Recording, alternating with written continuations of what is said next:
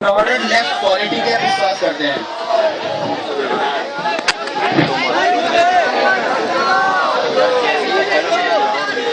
लेकिन आप लोग इजिप्ट में मोहम्मद मुर्सी का समर्थन करते हैं, जो कि मुस्लिम ब्रदरहुड जैसे प्रतिबंधित अतिवादी इस्लामिक ऑर्गेनाइजेशन से हैं, और जिसके आइडियोलॉग सैयद कुतुब को उसके एक्सट्रीम कट्टर विचारधारा की तरफ फांसी दे दी गई है, और जो कहता है कि Islam is the only solution and sole reference point for all the problems of humanity. जबकि हम आप सभी जानते हैं कि मोहम्मद मुर्सी जब पावर में आए तो वो हुस्ने मुबारक से ज्यादा ऑथोरिटेरियन साबित हुए और इजिप्ट के इतिहास में नरसंहार करवाया।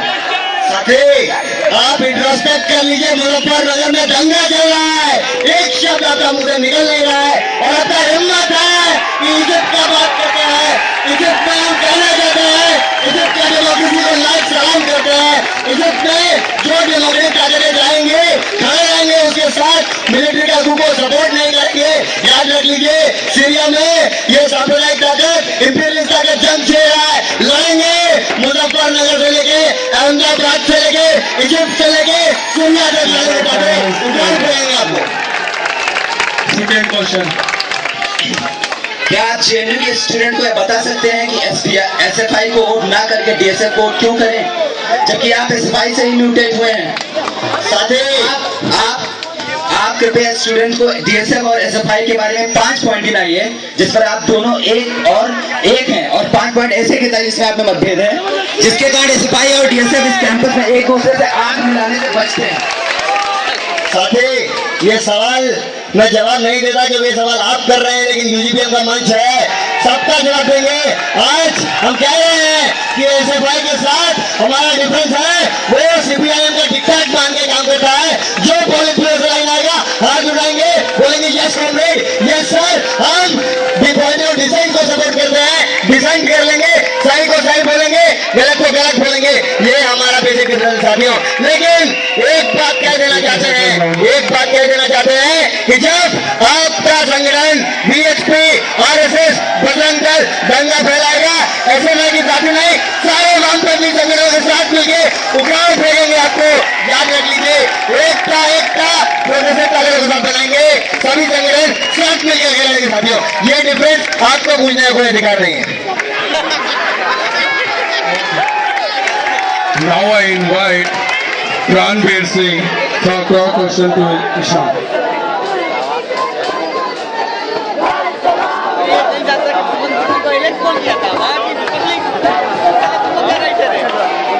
ईशान जी, मेरा क्वेश्चन आपसे ये है कि ऐसी क्या जल्दी पड़ गई कि आप एमसीएम के लिए तो पार्लियामेंट मार्च कर गए, पर 9B के इशू को जो उनके छात्र आपने पीछे पाया भी था उसको भूल गए। साथी, आप जो सवाल पूछ रहे हैं कि 9B का सवाल ये जेएनयू स्टूडेंट्स ने क्यों नहीं उठाया, सवाल दिक्कत आपके जीवन का ये है, आपके संगठन का, इस साल भर आप लोग किसी प्रोटेस्ट में आते नहीं, किसी मीटिंग में आते नहीं, किसी डेमो में आते नहीं। आज बताना चाहते हैं आपको, एनएचआरडी जाकर के प्रोटेस्ट किए थे, यूजीसी जाकर प्रोटेस्ट किए थे, आपका एचआरडी मिनिस्टर को बताया नहीं कि क्या लेकर के जेएनयू का स्टूडेंट डिमांड कर रहा था। ये जेएनयू स्टूडेंट का डिमांड था कि 9B फेलोशिप को देना पड़ेगा, और हम मानते हैं कि पूरी तरीके से फेलोशिप नहीं मिला, लेकिन आप नोटिस तो उनसे पढ़ लिया कीजिए, आपके हॉस्टल में भी लगता होगा, एक लमसम फंड देने का वादा किया है, नोटिफिकेशन आया है, लगाया गया दीवारों पर। दिक्कत है ना आप पर्चा पढ़ते हैं ना लगाते हैं, पर्चा लगाने के लिए आप नस्बत को पैसा देते हैं, ये आपकी राजनीति। आपके जो अभी प्रीवियस लीडर थे लेनिन जी ने कहा कि लैंग्वेज यूनियन में कहा कि लाल पेन के लिए 1 लाख रुपया खर्च हुआ है। मुझे याद है, मैं भी वहाँ था। वो 1 लाख रुपया खर्च अगर उनको पहले मालूम था तो आपने उस पर क्या स्टैंड लिया? अगर आपका लीडर इस तरह का हिपोक्रेट है तो आप किस तरह के लीडर बनेंगे? मजेदार बात है, लेनिन हिपोक्रेट है, मनमोहन सिंह क्या है, वांटेड क्या है, चिदम्बरम क्या है, कपिल सिब्बल क्या, बताइए। और जहाँ तक लाल बहन का बात रहा, हाँ, हम जानते हैं लाल बहन इस कैंपस में आया, लेकिन मत भूलिए 15 अगस्त इस महीने को पीएसआर में कौन बैंड बुलाया था, और ये वो दिन था जब जेएनयू से तीसरे दिन का भूख हड़ताल में बैठा हुआ था साथी। तब आप रॉक बैंड बुलाते हैं, बड़ा बड़ा होर्डिंग लगाते हैं, राहुल गांधी वेलकम टू। अरे कौन है राहुल गांधी? स्टूडेंट है, प्रॉक्टर है, एक स्टूडेंट है जेएनयू का, होता कौन है वो जेएनयू वेलकम करने वाला? अगर वो यहाँ का एंट्रेंस देगा, मैं दावे के साथ बोलता अगर नहीं कर पाएगा प्रधानमंत्री बन सकता है, जेल नहीं आ सकता।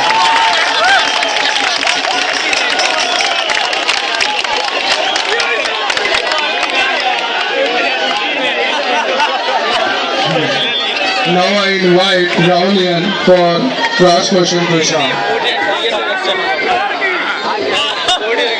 राजनीतिक संन्यास से वापस आ गया सर। ईशान, तुम्हें भी पता था पिछले साल जब संगठन से छूट के गया था, न्यूरोलॉजी ट्रीटमेंट के लिए केरला गया था, रिजाइन किया था कॉमरेड। तुम्हें भी पता था ज्यादा पर्चे में साइन किया था कॉमरेड कि प्रणब मुखर्जी गलत है, याद कर लीजिए पर्चा है लगाइए मत कॉमरेड। पूछने का वक्त आएगा, इस सवाल का जवाब दिया जाएगा। अभी मैं पूछ लीजिए। जुलाई 5 को जब एडमिनिस्ट्रेशन यूनियन को बताता है कि सिर्फ 500 रुपये बढ़ा है, उस दिन से अगस्त 13 तक, अगस्त के बीच तक यूनियन क्या कर रहा था, जब NSUI ये जो अपना खोखला राजनीति से एडमिनिस्ट्रेशन से समझौता करके एक नोटिस लगा देता है। अभी जैसा कि मैंने कहा, अगर साल भर आदमी पॉलिटिक्स में एक्टिव हो तो पता चल जाएगा कि उस समय यूनियन ने क्या किया। लेकिन दिक्कत तो ये है ना कि बारिश का मौसम आता है तो बरसाती मेढक आ जाते हैं। आज ऐसा का यही दिक्कत है जीवन में। चुनाव आया है, आ गए हैं, कहाँ थे साल भर जब एमसीएम का बताना पड़ेगा। 12 का 2 भूख हड़ताल हुआ था, 20 दिनों का भूख हड़ताल हुआ, 5 दिनों का यूनिवर्सिटी स्ट्राइक हुआ, MHRD गए, UGC गए। आपका जो सवाल है साथी, कभी भी वाइस चांसलर ने ये नहीं कहा 5 जुलाई को कि एमसीएम बढ़ गया है। उसने कहा था कि एमसीएम बढ़ाने के बारे में सोच रहे हैं 500। हमने कहा ये सोच को दफन कर दीजिए, निकाल दीजिए दिमाग से बाहर। एमसीएम नहीं माने थे, आज भी नहीं मानेंगे। एक मैंडेट दे लीजिए, 5 साल का लड़ाई करेंगे, 5 साल का लड़ाई करेंगे एमसीएम के लिए। मैंडेट दे लीजिए, एमसीएम नहीं बढ़ेगा, जेल चलने नहीं देंगे, कोई नहीं रोक पाएगा। इस बार मैंडेट देके देख लीजिए। बस इतना कहना है कि तभी तब स्टूडेंट से बोल देते, हम लड़ाई लेते, तुम ऐसे बात नहीं करते। दूसरा सवाल साथी, यूजी हर article 9(2) of the constitution says that हर स्कूल में 2 बार एक सेमेस्टर में जीबीएम करना है स्टूडेंट्स के मुद्दे पे बहस करने के लिए, क्यों नहीं बुलाया गया? साथी, आप जेएनयू कॉन्स्टिट्यूशन को कोट कर रहे हैं। मैं ये पूछना चाहता हूँ एसएफआई आज जेएनयू कॉन्स्टिट्यूशन को कोट कर रहा है, सवाल ये है कि जेएनयू का कॉन्स्टिट्यूशन को रिस्टोर करने का लड़ाई है साथी। कहाँ है जेएनयू कॉन्स्टिट्यूशन? याद कर लीजिए, एक लिंगो है जिसका खतरा है, नहीं है जेएनयू कॉन्स्टिट्यूशन, लड़ना पड़ेगा। लेकिन आप नहीं जानते, आपका जनरल सेक्रेटरी बोलता है कि लिंगो एक प्रोग्रेसिव लॉ है। आपका 10 तारीख को रैली होता है, लिंगो वगैरह शब्द नहीं बोलते। आप नहीं मानेंगे कि लिंगो से लड़ना है, जेएनयू कॉन्स्टिट्यूशन का एक नहीं, सारा प्रोविजन वापस लेके आना पड़ेगा, ये डिमांड है।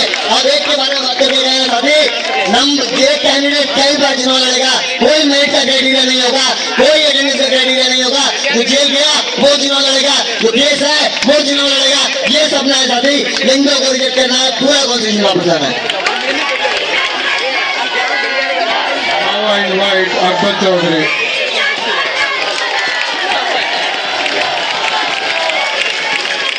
Audience, please settle down, please. Maintain the decorum of the house. Comrade Ishan, so this question has been asked, but my emphasis is different, so I think that you will consider the difference. A former JNU student, K. Mishra, was arrested as a suspected Maoist courier. The JNU Student Union president and councillors from DSF, including yourself, were the only left force in JNU to remain away from the press conference called to condemn this act of state terror.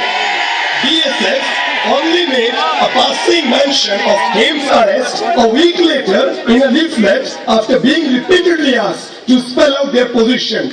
Why did it take you a week to decide where you stand when a student of JNU is arrested on ideological grounds? I very well know that you made a speech during convener report, but I am asking something else. I think you will.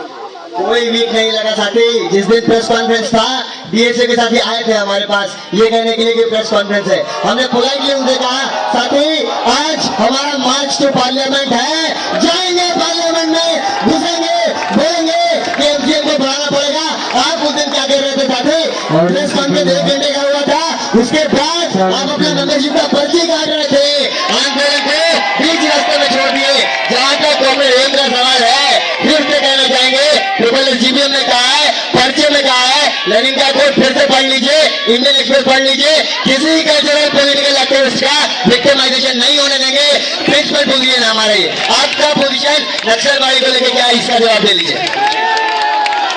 आपको भी सवाल पूछने का मौका मिलेगा, पूछिएगा, सवाल का जवाब देंगे। आपने हम उस दिन क्या कर रहे थे ये बात तो जेएनयू प्रेसिडेंट बताए काउंसिल मीटिंग में, वो पोजीशन लेते हैं कि हम नहीं मेंबरशिप का तर्जुमा बता रहे हैं। बिल्कुल मेंबरशिप भी करेंगे और आंदोलन जरूरी नहीं है, संगठन बढ़ाना जरूरी है के लिए।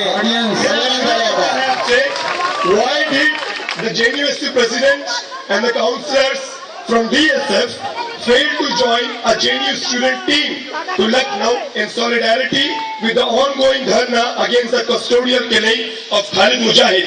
बल्कि प्रतापगढ़ में मार दिए गए डीएसपी जियाउल हक की वाइफ परवीन आजाद न्याय मांगते हुए माइनॉरिटी मिशन के खिलाफ जेएनयू स्टूडेंट यूनियन के ऑफिस में आती है।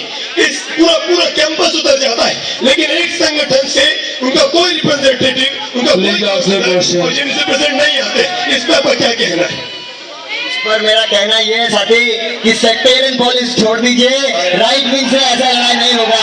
आप कहते हैं ना लखनऊ क्यों नहीं गए, हम कहना चाहते हैं कि लखनऊ नहीं गए, इसका मतलब अगर ये है कि हम एनकाउंटर के खिलाफ खड़े हैं, एनकाउंटर के पक्ष में खड़े हैं, खालिद मुजाहिद के दुश्मन है, तो आप जिंद में बलात्कार के खिलाफ प्रोटेस्ट में नहीं गए कि आप हुड्डा सरकार और रेपिस्ट के पक्ष में खड़े हैं? बताइए, जवाब दीजिए। और साथी ये मत भूलिए, यही जेएनयू से था, जामिया टीचर्स एसोसिएशन की तरफ से मनीषा शेट्टी आई थी माइनॉरिटी डिसेंडिंग के लिए। यही डीएसएफ के जेएनयू सूबा इनिशिएटिव पे इशरत जान का दानी नंबर को बुलाया गया था। दिल की इशरत की बात हम बोले थे लड़ेंगे।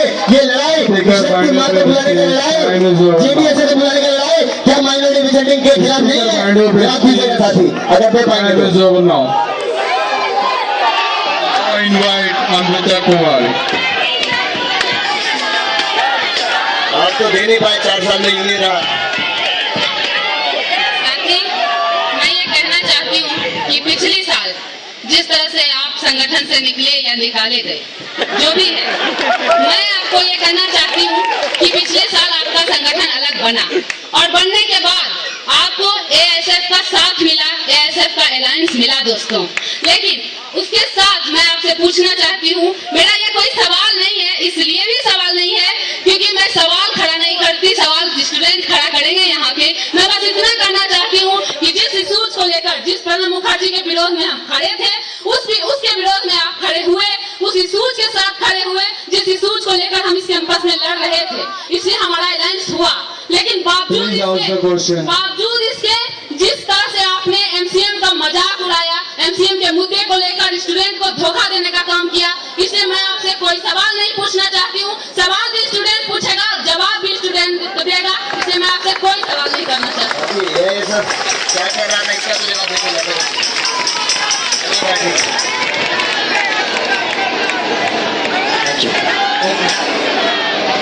Next speaker is Ahmed Juz Salam.